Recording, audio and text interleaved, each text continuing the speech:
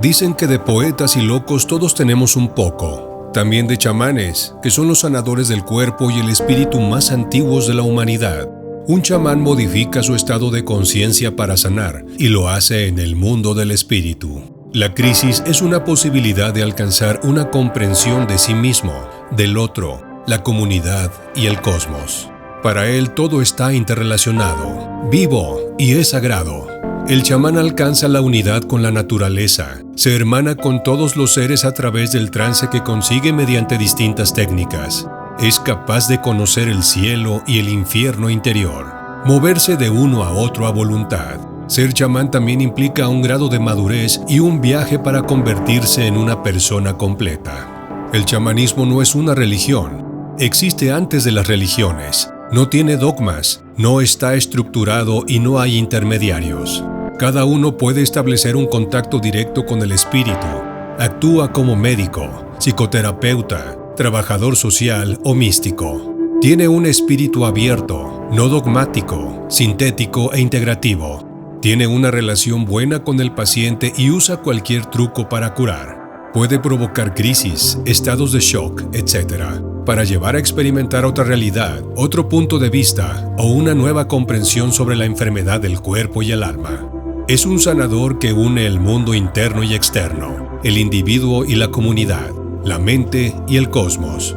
Se usa a sí mismo para curar. El chamanismo busca expandir la conciencia a través del contacto con la naturaleza. El chamán utiliza una gran variedad de rituales y técnicas para alterar su conciencia y lograr un estado de trance. A través del movimiento corporal y diversos tipos de respiración, el cuerpo libera sus bloqueos físicos, emocionales, mentales y entra en un estado de mente silenciosa de disolución en nosotros mismos, más allá de lo que somos o pretendemos ser. En este proceso se producen unas fuertes resistencias antes de disolverse los bloqueos, parándose el diálogo interno. Antes de realizar algún tipo de trabajo, el chamán puede ayunar o dejar de dormir por varias noches. En algunas culturas el chamán se abstiene sexualmente por un tiempo determinado cuando va a realizar algún ritual importante.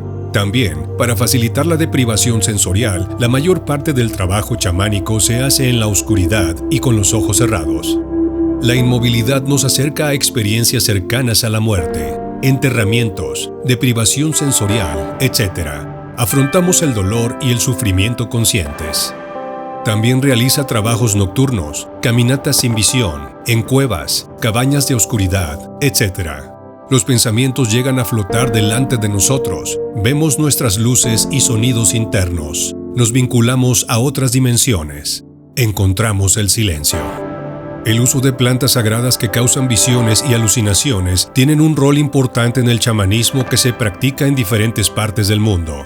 Son plantas educadoras y ayudadoras para alcanzar nuevos puntos de vista, nuevas visiones sobre sí mismo y la realidad.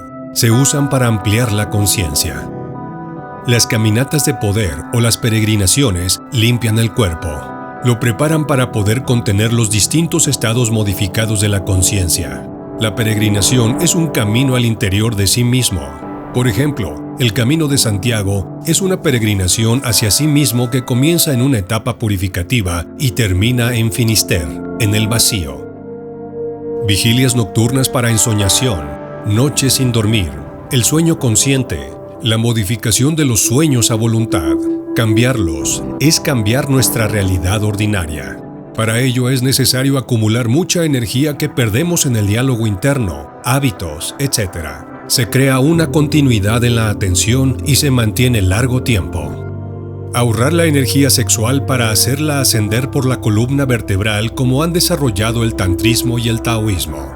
La vida del amor mágico. Contacto con la naturaleza, identificación y comunión con rocas, árboles, animales, viento, etc. Transformarse en un animal y apropiarse de sus cualidades. También se trabaja con cristales, sanación por imposición de manos, canalizaciones, acechar debilidades, etc. El chamán usa rituales. Son una estrategia para crear una actitud, un estado de conciencia para poder abrirse al misterio. Dota de sentido a lo que hace, disminuye el miedo a lo desconocido e invoca a la presencia en nosotros. El trabajo chamánico integra el cuerpo, en el cual sucede todo. Los estados modificados se producen dentro y no fuera del mismo. Hay una confianza en la autorregulación orgásmica, la sabiduría del cuerpo conectada con el todo, la espontaneidad en el dejarse llevar y entregarse a la experiencia, el desarrollo del sentir y la intuición. Se produce asimismo una integración de opuestos. El uso que el chamán hace de sí mismo para curar, la actitud de respeto con la persona y la crisis, el frustrar lo falso y apoyar lo genuino. Además, se desarrolla el testigo interior y la atención. Es el contacto con el espíritu. Es, en definitiva, responsabilizarse en un mundo de misterio. La recuperación de este espíritu en distintas escuelas psicológicas y tradicionales espirituales ha hecho surgir lo que podríamos llamar un nuevo chamanismo. Estamos ya afrontando la revolución pendiente, la interior, un curar que es ampliar la conciencia, un conocimiento más intuitivo, un mundo más justo y compasivo, donde la cabeza, el corazón y el instinto estén en armonía con la tierra y el cosmos.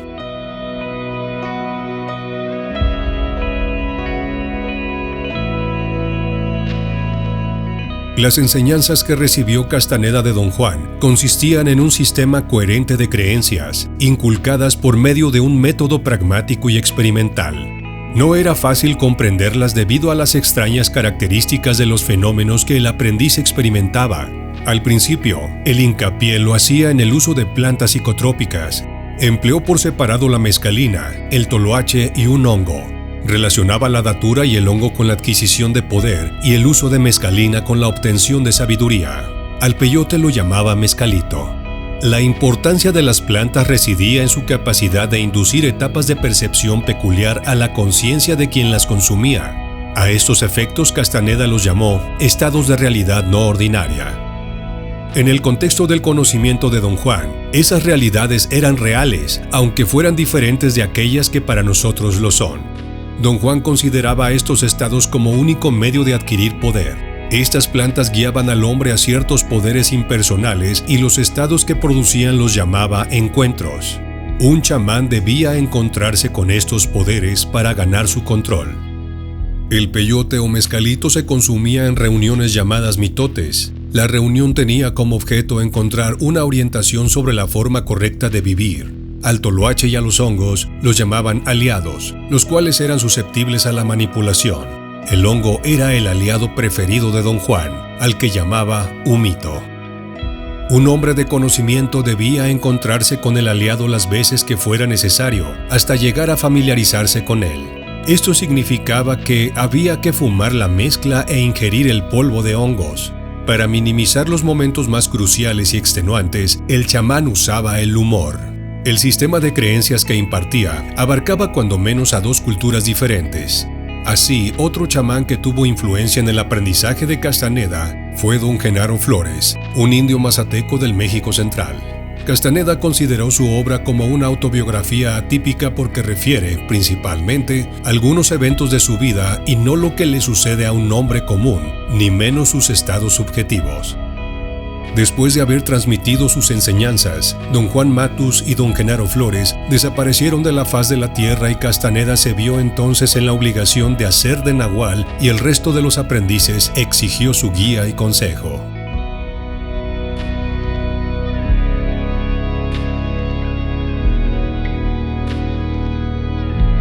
Según la vía chamánica, aquel que desea convertirse en hombre de conocimiento debe sortear con éxito el encuentro con los 4 enemigos naturales.